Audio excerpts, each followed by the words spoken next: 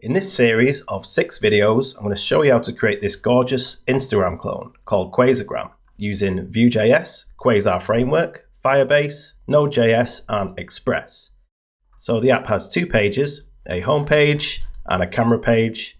On the home page, we can display a list of posts, and each post has an image, a location, a caption, and the date the image was posted. And on the camera page, we can access the user's camera if they give us permission and display that in this feed. We can take a photo, enter a caption, and find the user's location, again, if they give us permission, and we can create a post. And we then see that post on the home page. It's going to have a beautiful responsive design that adapts across desktop and mobile. You can see on desktop, we have a nice tall header with our navigation items at the top. And then on mobile, we have navigation items in tabs at the bottom. We're going to store all of our data in a Firebase Cloud Firestore database. So you can see all of our posts data here. We're going to store our photos in Firebase Storage. And you can see those here. And we're going to create our own backend using Node.js and Express with 2 different endpoints. One endpoint for grabbing all the posts from the database, and one endpoint for creating a post and also uploading the image to Firebase Storage. We're also going to host our app on Firebase hosting and host our backend on Heroku. If you're new here, my name's Danny. I'm an indie app developer and creator of Fudget. If you want to learn how to create cross-platform apps and web apps using technologies like vue.js, Quasar and Firebase, click subscribe and click the bell so you don't miss anything. Okay, let's get started by installing Quasar CLI. So you want to go to quasar.dev, get started, and then install Quasar CLI. And the first thing you need to do is install Node.js if you don't have it installed already. To do that, you can just go to nodejs.org, and you want to install one of these. Probably the one on the left is best, as that's the stable version. Once you've got that installed, you can then install Quasar CLI by running one of these commands, either yarn global add at quasar/CLI or npm install -g at quasar/CLI. So I'm going to use npm to do this. So you can just run that command in your terminal. This is just my normal terminal, but running within VS Code. Now, you may need to put sudo at the start of this if you're developing on a Mac. And I'm not going to run this command because I already have it installed. But once you have both Node.js installed and the Quasar CLI installed, you can then create a new project with the Quasar Create command. Let's create and launch a new Quasar project. So we can do this using the Quasar Create command. So you want to go to your terminal, make sure you're in the folder where you store all of your projects. And then we just want to run Quasar Create. And then we want to give a folder name, and I'm going to call this Quasargram. Hit enter, and it's going to ask us for some settings here. So I'm going to leave the project name, and then for the product name, I'm going to put Quasargram. I'm going to leave the description, leave the author, and now we get to choose our CSS Preprocessor. I'm going to use Sass with indented syntax. Then we need to choose our components and directives import strategy. And I'm going to choose auto import for this, because this means whenever we add a Quasar component or directive to our app, Quasar will detect that and automatically add it to our project. So I'm going to choose auto import, and I'm going to disable ESLint because I find for me it causes more problems than it solves, and I'd recommend that you disable it too, just so you're not constantly bothered by ESLint messages. And I'm going to enable Axios, because we're going to be using this to make requests to our endpoints. And I'm going to enable IE11 support because we want our app to work on Internet Explorer. Hit enter. Now it's asking us for a chord over ID. And we're not going to be creating a chord over app with this. So I'm just going to leave the default. And I'm going to use npm. So I'm going to choose yes, use npm. Okay, it's finished creating our project. If we scroll up in the terminal, it tells us how to get started. We just need to cd into the folder and run Quasar dev. And I have my projects folder open here, and I can see the folder it's created here, Quasar. So I'm just going to drag that into VS Code, open up the terminal, and we're just going to run Quasar dev. And we can now see the basic Quasar app running in the browser. So it's just a really simple app with a toolbar along the top and a drawer along the side. This drawer can be toggled with this button. And on smaller devices such as mobile, you can see the drawer disappears and can still be toggled with this button. So right out of the box, we get basic responsive design support. So let's talk about the folder and file structure of a Quasar project next. Let's have a look at the folder structure of a Quasar project. So the main folder we're concerned with is this source folder. So I'm just going to open that up. And within there, we have an index.template.html file. So this is the main HTML file of your project. And we don't have to change this much. And we have this Q app div here. And that's where the main view component of your app will be loaded. And that's this app.view file. So this is the main view component. And within this file, we load layouts here, which brings me to the layouts folder. So I'll just open that up. And then this main layout.view file, this is the layout for our app. Now a layout is basically everything that surrounds the pages of our app. So in this case, that's the toolbar along the top and the drawer along the side. And within layouts, we load pages. So if I scroll down to the bottom of this main layout.view file, we have this Q page container here, and then this root of view element. This is where our pages will be loaded. So if I now go to the pages folder, we have this index.view file, and this is the page that we see here, which just has this one image on it. And we also have an assets folder where we can put images and stuff like that. Bear in mind that anything you put in this folder will be processed by Webpack. So that might mean that images get converted to base64 and stuff like that. Then we have this boot folder, and this is where we put boot files. And a boot file allows us to initialize code before the app starts. So this is really good for initializing plugins and stuff like that. And you can see Quasar has already created a boot file for Axios, which we're going to be using to access our endpoints later on. Next, we have the components folder, where any view components can go, and a CSS folder with this app.sas file, or it might be an app.scss file if you've chosen to use SCSS for the CSS processor, where we can put global styles. And then we have this quasar.variables.sas, which has some CSS variables that we can use to customize the theme of our app. So you can see this primary color here, this primary variable. If I change this to say green and save that, then you can see the theme update on our project. I'm just going to change that back to what it was and save that. And then we have a router folder where we configure the routes of our app. So if I open up routes.js, then you can see the routes of our app in here. And in here, we basically just assign paths to pages. And to begin with, we just have this one route for the index.view file page, which is this page here. And finally, we have a statics folder.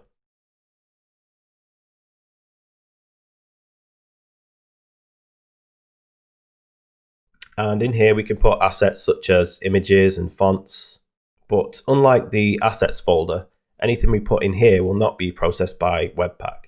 So any files in here will just be loaded as is. When you're working on Vue apps, it's always a good idea to have the Vue DevTools installed. So if you don't have that installed, just Google Vue DevTools. Click on this link from the Google Chrome store. And then just click on Add to Chrome. Click Add Extension. And then once that's installed, we can do loads of cool stuff with it. So if you just go to your Chrome DevTools and then click on this arrow, we have a new option here, View. And we can see all of the components of our app in here and do all kinds of cool stuff, such as changing our view data. For example, if I go to our main layout component, these essential links here are coming from a view data property. So if we open that up, we can make changes. So if I change this docs title here to documents, then you can see that update over here. We can also use this to debug Vuex and events and all kinds of stuff. And we're going to use this a little bit later on in the course.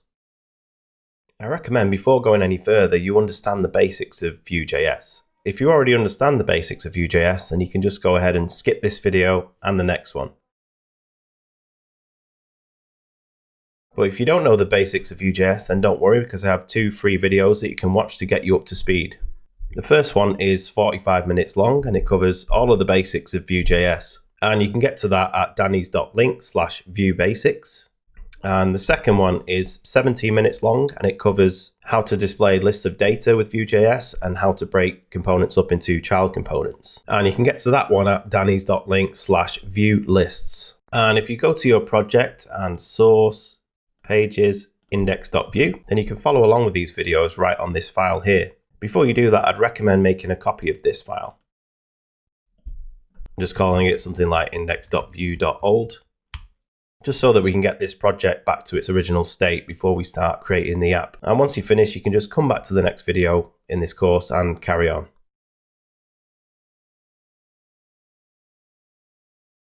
Now, if you did decide to follow along with those Vue.js videos, then we just need to clean up our project and get it back to how it was. So we just need to delete this task.vue if you've created that in the components folder. And then we need to delete the index.vue file and then rename the original index.vue file to just index.vue. Let's just open that up and you should just see this original Quasar page again. And so this is what your file should look like. It should just have the template tag, QPage component with the flex and flex center classes, and then this Quasar image, and then just the script section with the export default and the name set to page index. Right, so let's get started on the app that we're actually going to build. Let's set up some pages and routes for our app. So we're going to need 2 pages, the home page and the camera page. And I'm going to make this page here our home page. So let's open up this page, which is in source, pages, index.vue. And this name prop here, which helps us to find this component in Vue DevTools. I'm going to change this to page home. Save that. And I'm going to remove this image, which is this image here. And for now, I'm just going to stick a H5 on the page, a heading tag, and just put home page in there. Save that. And we can see that update here. And this file is currently called index.vue. So I'm going to rename that to page home.vue to make it a bit clearer what this is. And this will now break our app because the main root of our app is pointing to index.vue and not page home.vue. So we want to go to our roots file, which is in the router folder, and then roots.js. And we can see the root for the main page of our app here, and it's pointing to pages/index.vue. So I'm going to change that to page home.vue. That should now fix our app. Now I'm going to create the camera page. So I'm just going to duplicate page home.vue. And we'll call this page camera.vue. And we'll open that up. And we'll change the name prop to page camera. And we'll change the text in this H5 to camera page. Save that. And now we need to set up a route for this page. So I'm going to jump back to the roots.js file. And this route to the home page, I'm just going to duplicate that. Make sure I put a comma after the home page one. And this path property, I'm going to set that to /camera. So that if we go to /camera in our app, it should take us to the page that we specify here. Then I'm going to change this file name here to pagecamera.vue. Save that. Okay, let's see if this route is working. So if we go to the address bar and just go to /camera, then we can see it takes us to our camera page. Or if we just go to /, then we're back on the home page. If you found this video useful so far, make sure you smash the like button and leave a comment telling me what you think about Quasar. Okay, let's create a footer with some tab navigation so that we can navigate our app. And since we're going to have footer navigation on mobile and header navigation on desktop, we don't need this drawer. So I'm going to jump to the layout component, which is in layouts and then main layout.vue. And I'm just going to get rid of this drawer. So we can see this QDraw component here. I'm just going to collapse that and get rid of it. Save that. and the drawer disappears. And we can now get rid of some stuff in this file because this essential link component was part of that drawer. So I'm going to remove this import of that component, and I'm going to remove this components object here. And we can just get rid of everything inside this data object. So I'm just going to get rid of all of that and just leave an empty data object there. And we can also delete the actual essential link component file in the components folder. So we'll get rid of that. Okay, let's save that layout file. Okay, now we need a footer component. So I'm going to jump to the Quasar site. And I'm going to jump to layout and grid. And then layout, header and footer. And we just want to grab a basic footer for now. So this one here is fine. So I'm going to click view source on that. Copy the code for the footer here. Jump back to our main layout.vue file. And I'm just going to collapse this Q header for now. And we want to paste this footer after this Q header. So I'll paste that in there, fix the indentation and save that. And we can now see the footer on the page. And we're going to need some tabs. So I'm going to jump back to the Quasar site and go to View Components and Tabs. And we'll scroll down. And I'm just going to grab these basic tabs here. So I'm going to click on View Source and grab the Q tabs component here. Jump back to our main layout.vue file and we'll get rid of this Q toolbar title component and just paste in these tabs. Save that. And we can now see these tabs in our footer. I'm going to get rid of this class text teal, which is giving them this teal color. And I'll remove this V model as well. Save that. We're only going to need 2 tabs here. So I'm going to remove the third one. And I'm just going to change the labels on these. So I'm going to split the attributes on these.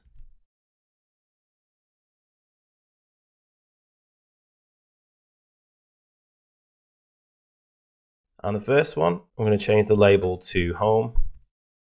And I'll set the name to home as well. And the second one, I'll change the label to camera. And I'll change the name to camera as well. Save that. And these now say home and camera. And we'll change these icons later because we're actually going to install a different icon set for this app. And we want to make these tabs link to the 2 pages of our app. So if we jump back to the tabs page on the Quasar site, and we have this section here connecting to Vue router. So I'm going to jump down to that. And it shows us how to do this here. So these Q tab components that we currently have, we need to change these to Q root tab components. And then we just need to add a to prop with the path that we want that link to go to.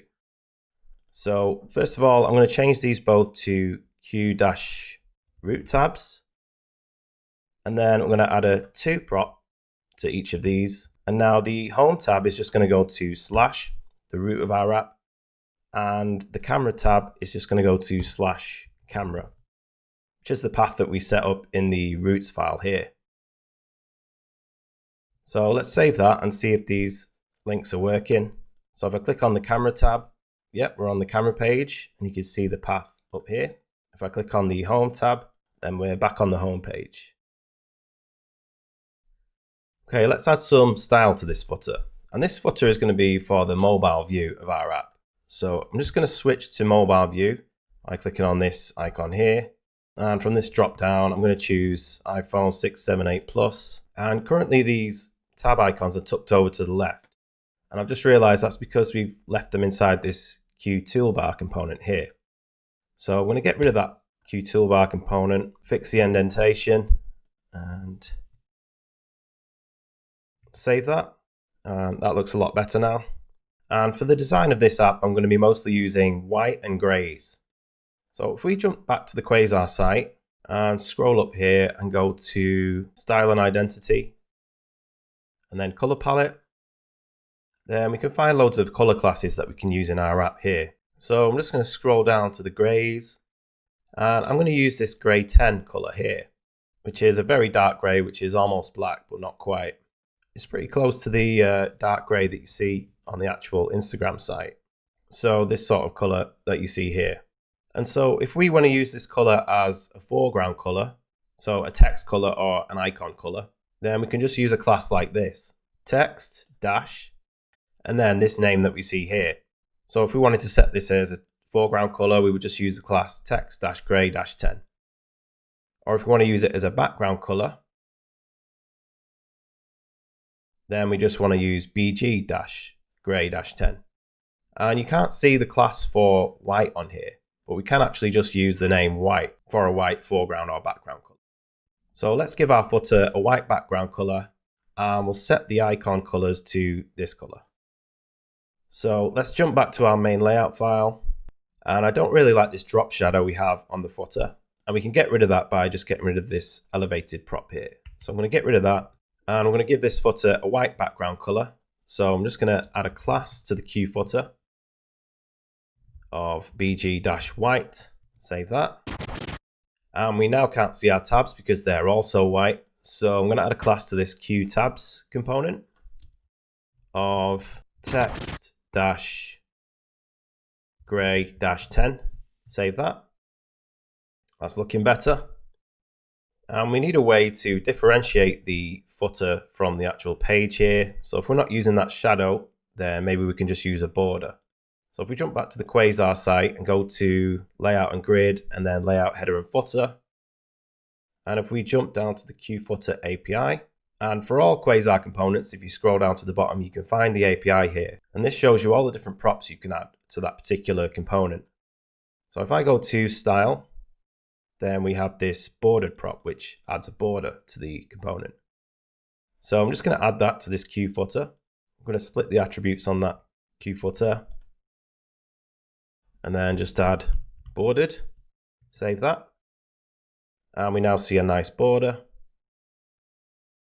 However, it's not very obvious, apart from this line here, which tab is active. So I'd like the active tab to change to our primary color, which is this blue color.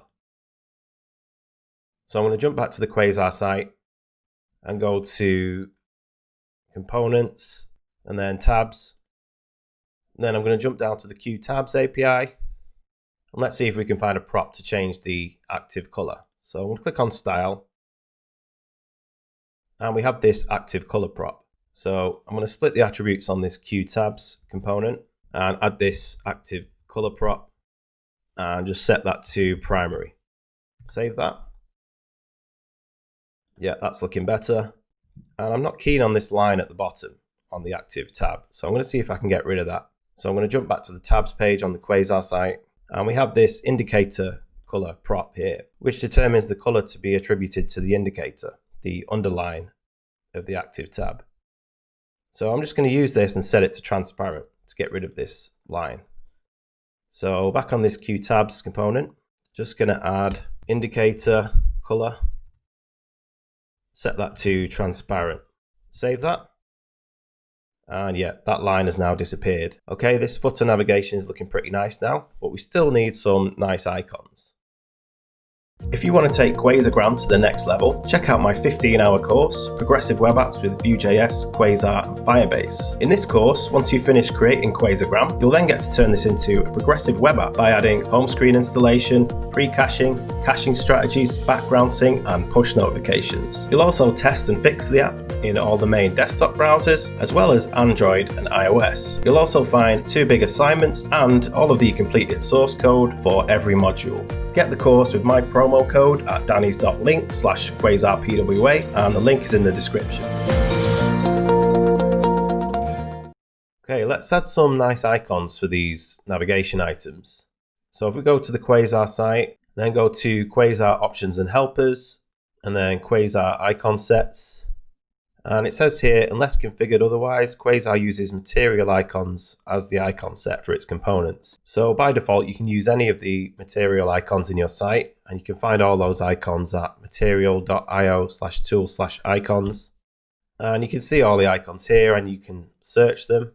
So if you wanted to use this accessibility icon, then you would just change this icon prop to accessibility. But I want to use a different icon set. And it says here, Quasar currently supports all of these icon sets here. And I want to use this Either Icons icon set. because these icons are really kind of elegant and they look kind of similar to the Instagram icons you see on the Instagram site. So if we go back to the Quasar site, and if we go to installing icon libraries, it tells us here how to install these libraries. So we want to go to our config file, which is in the root of our app, this quasar.conf.js file. Go to that, and we want to find the extras section and just add Eva icons to that. So I'm just going to search for extras, and we can see that section here. Eva icons is already there, so I'm just going to uncomment that and save that, and we can now use the Eva icon set. So I'm going to jump to the Eva icons webpage, and I'm going to search for home to find a nice home icon, and this one looks pretty good. And the name for this icon is home-outline that we see there. So let's figure out how we can use this icon. So I'm going to jump back to the Quasar site, and I'm going to jump down to components and then icon, and I'm going to scroll down to web font icons, and it tells us here how we can use all the different icons. So if we look at Eva icons, it says that we need to add this Eva dash prefix to use an Eva icon. So if we want to use that home icon, then the full name that we're going to need to use is Eva dash home dash outline. So let's jump back to our main layout file and down to this Q root tab, this one here, and we're going to change this icon to Eva dash home dash outline. Save that, and we can now see this nice icon here. And now let's find a camera icon. So I'm going to jump back to the Eva icon site, search for camera, and this looks nice. And the name for this is just camera dash outline. So I'm going to jump back to this camera root tab, this one here.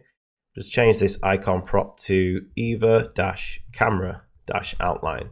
Save that, and we can now see that nice camera icon. And I'm just going to remove these name props we have on these Q root tabs, because these props are for connecting tabs to a pane of content. But we're not doing that. We're just using these for overall navigation. So I'll get rid of these name props.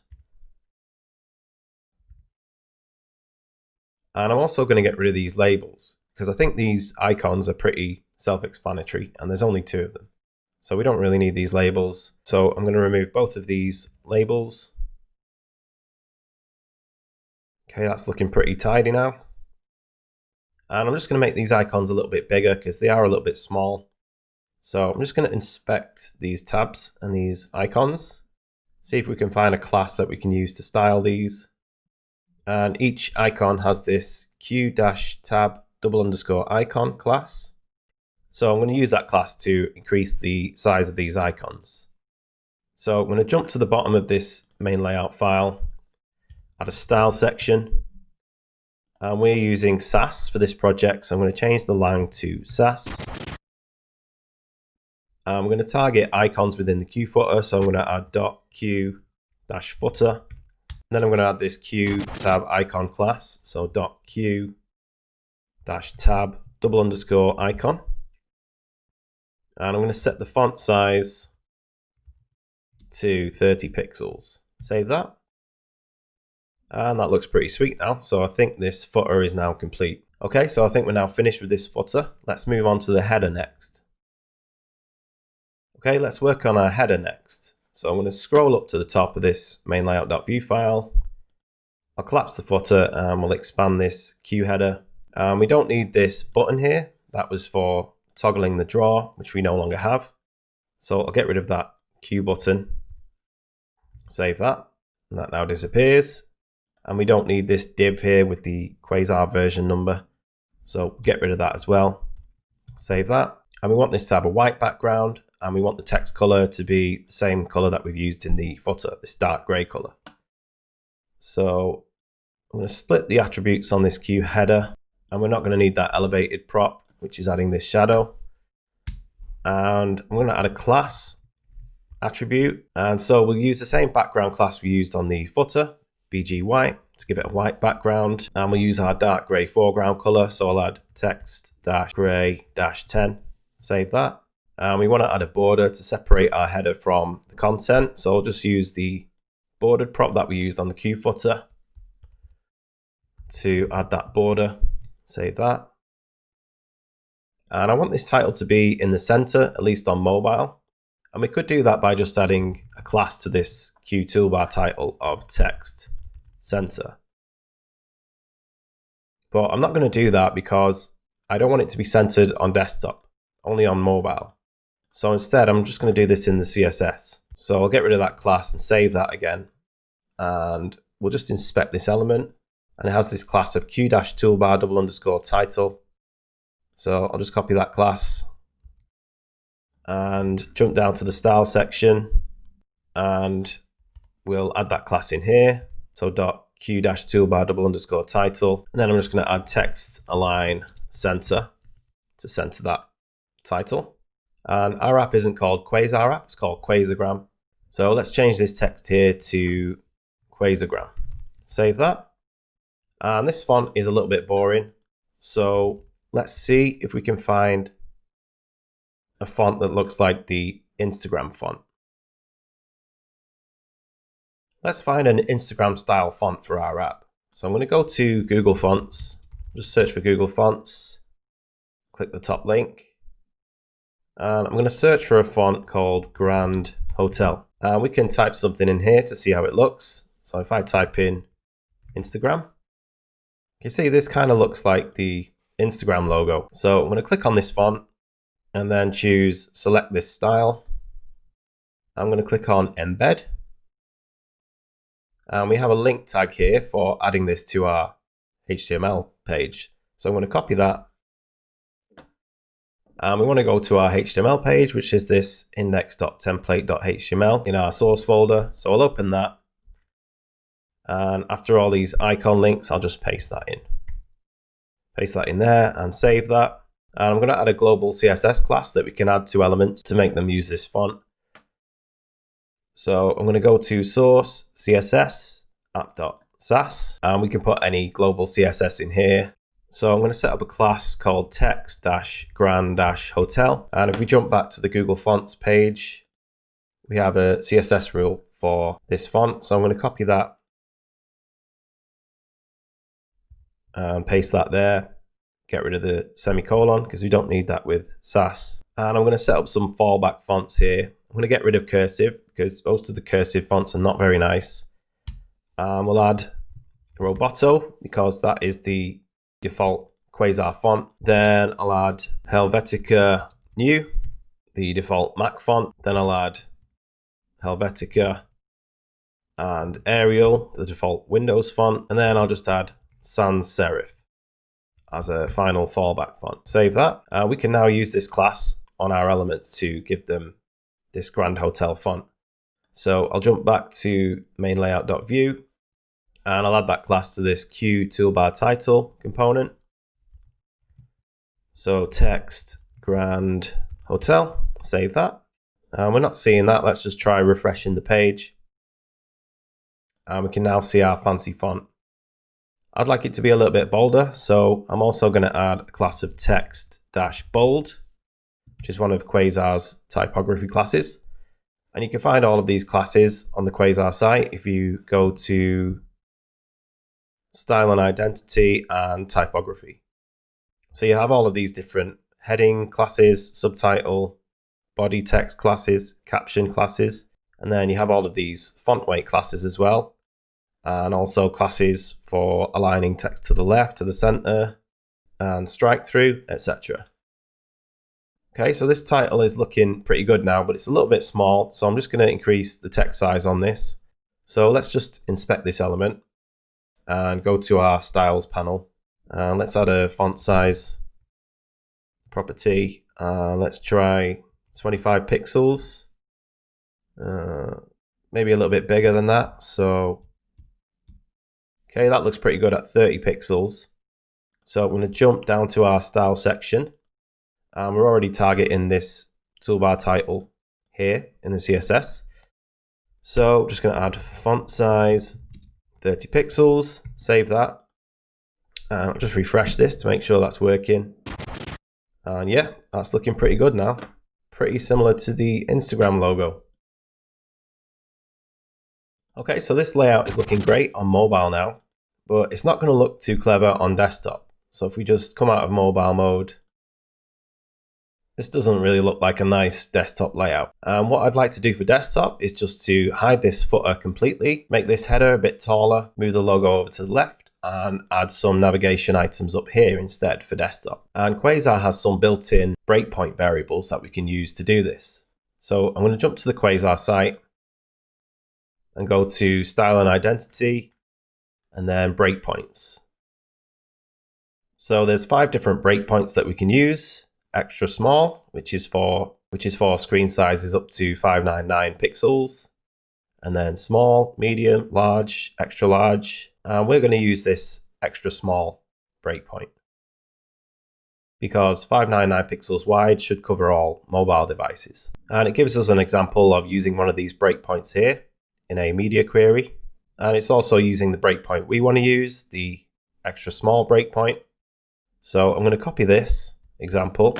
And because there's going to be lots of different elements that we only want to show on small devices and lots of different elements we only want to show on larger devices, it makes sense to set up some generic classes for this. So I'm going to jump to our global Sass file, this app.sass, and set up some generic classes. So I'll set up a class called small screen only, which will be a class that we can add to elements and components that we only want to display on smaller screens. And I'll paste in that media query and just indent that. And we want to make sure elements that have this class are displayed below this extra small breakpoint. So we just want to add display block in there. And we also want to make sure that elements with this class are not displayed on browsers which are wider than this breakpoint. So I'm just going to duplicate this media query. And if we go back to that breakpoints page, the next breakpoint after this extra small breakpoint is this small breakpoint, and we want to get the minimum width value that this breakpoint can be. So it shows us how to use the appropriate variable name here to get the minimum width for that particular breakpoint. So we just want to use $breakpoint dash, then the breakpoint name, sm, dash min. So I'm just going to change this here to breakpoint dash sm dash min. And then I'm going to set display to none, because if we're adding this class to an element, then we don't want it to display on larger devices, which is any device with a width wider than this value in this variable here. So I'll save that. We also want the class for elements that we only want to display on larger screens. So I'm going to duplicate all of this small screen only class and just rename it to large screen only.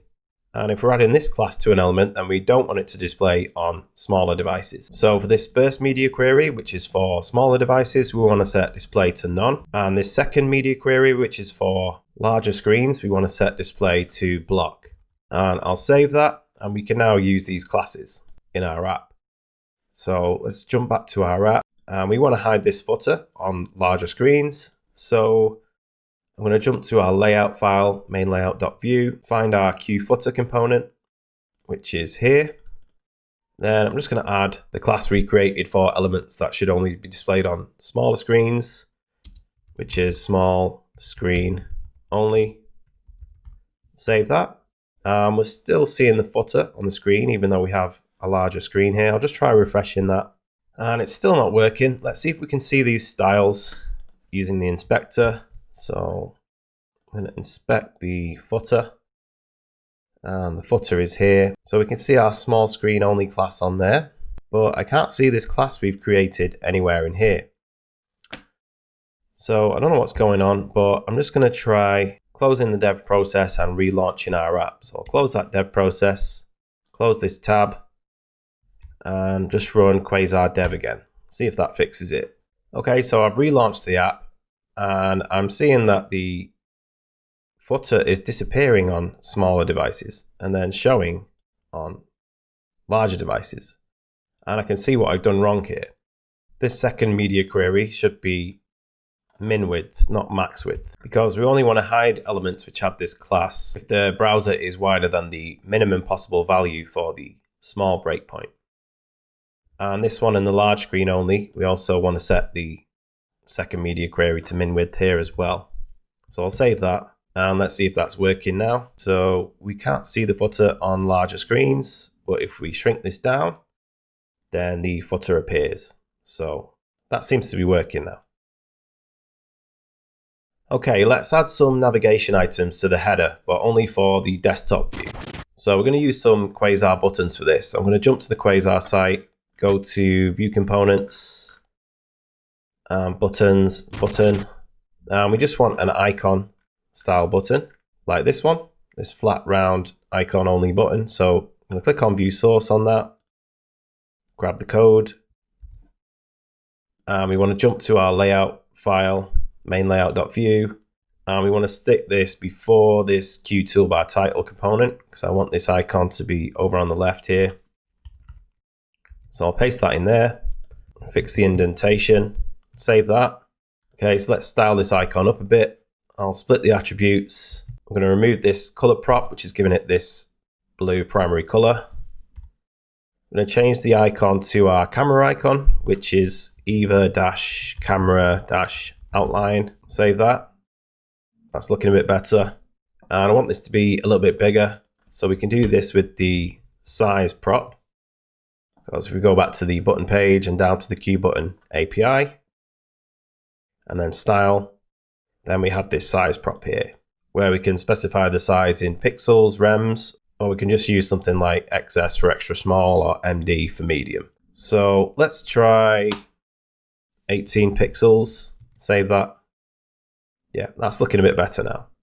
And I'm also going to add a prop of dense to sort of reduce the padding around the icon, which you can also find on the Q button page, which is here. Dense mode occupies less space. We want this button to link to the camera page. So if we jump back to the button page and click on router, we can add a link to this by just adding a to prop with the path that we want the button to go to.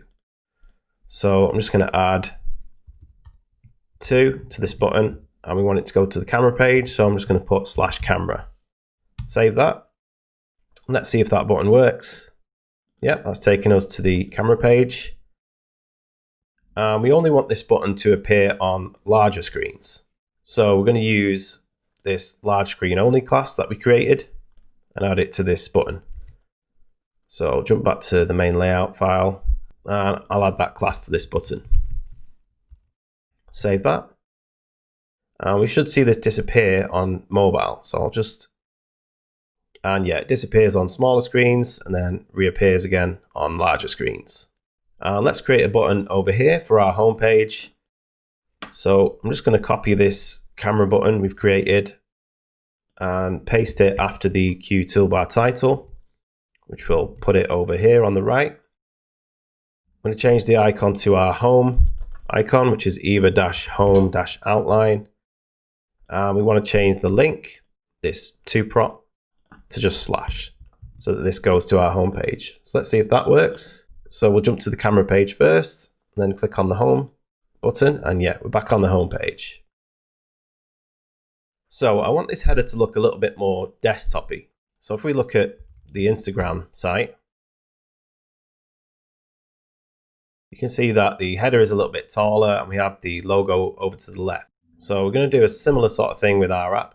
I'm going to move this logo over to the left next to the camera button and make this header a little bit taller. So let's move this title over to the left first. So I'm going to scroll down to our styles, and we're currently setting text align to center on this Q toolbar title element on all screen size. So I'm going to put this text align center property instead in a media query, so it only targets smaller screens. So I'm just going to steal the code from our app.sas file. I'm just going to grab this media query here for smaller devices, jump back to main layout.view and paste that in here, and then indent this text align center property.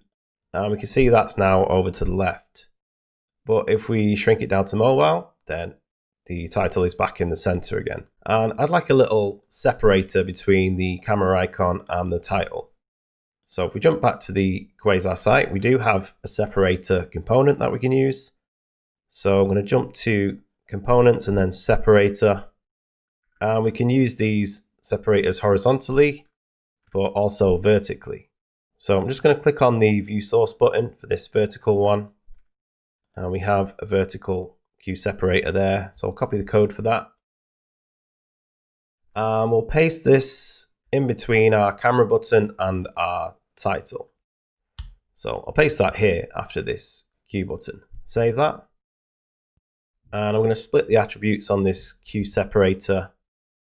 And I'm going to get rid of this inset prop because I think that's what's adding this gap to the top and bottom. And I just want this line to go all the way from the top of the header to the bottom.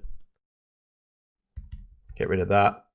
And of course, like every component, we can see all of the possible props down here in the API section. And yeah, for the inset prop, it says if set to true, the left and right margins will be set to 16 pixels. But I think that's referring to a horizontal separator. But because this is a vertical separator, it's going to add those margins to the top and bottom instead. And I'm going to use this spaced prop to give this queue separator a bit more space on the left and right.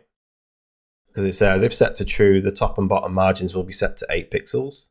But because this is a vertical separator, it will be the left and right margins that are set to 8 pixels. So I'll add this spaced prop. Save that. And that's looking a little bit better. And if we look at this camera icon, we've got a little bit more space to the left of that icon than we do on the right. So I'm just going to add a class to this button to add a little bit of margin on the right hand side. So the Q button is here.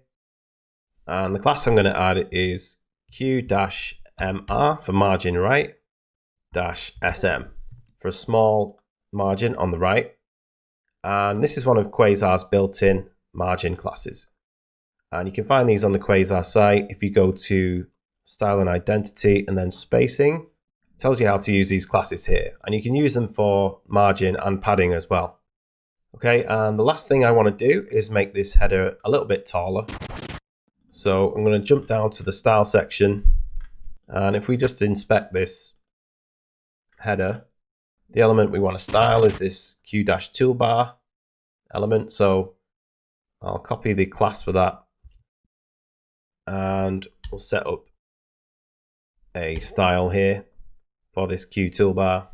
And let's see if we can style it by just adding a height property. So I'll click that div in the inspector. And we'll just add height. Say, let's try 60 pixels. Yeah, maybe a little bit taller. So I'm just going to keep increasing this until it looks pretty decent. Yeah, that looks pretty good at 77 pixels high. So I'll add that here in our style section. So height, 77 pixels, and save that. But we don't want it to be this tall on mobile. If we go back down to mobile view, you can see it's still really tall on mobile.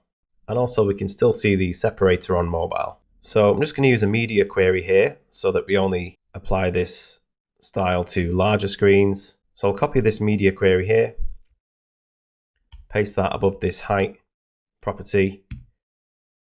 And we also need to indent that now. We want this to apply above this XS breakpoint. So basically from the minimum of the SM breakpoint, which is the next breakpoint, and above. So I'm going to change this to min width and then breakpoint -SM -min. So save that. And if we shrink down to mobile again, it's still tall. I'll just try reloading it. Ah, yeah. So it's nice and small again on mobile, and then nice and tall on desktop. But we're still seeing that separator there, so I'm going to find that Q separator and just use one of our classes that we created. So I'll use the large screen only class, so this disappears completely on mobile. And let's just make sure we can still see that separator on desktop. Yeah, we can still see it. Okay, so this desktop header is starting to look pretty good now.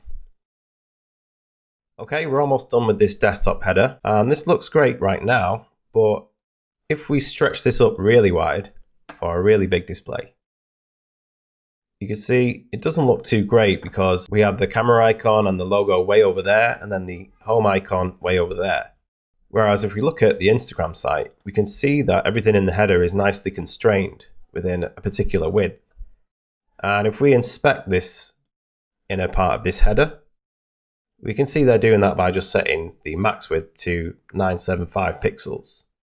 So we'll do the same thing with our app. So I'm going to jump to app.sass and I'm going to set up another generic class that we can use throughout our app for constraining our content to a max width of 975 pixels.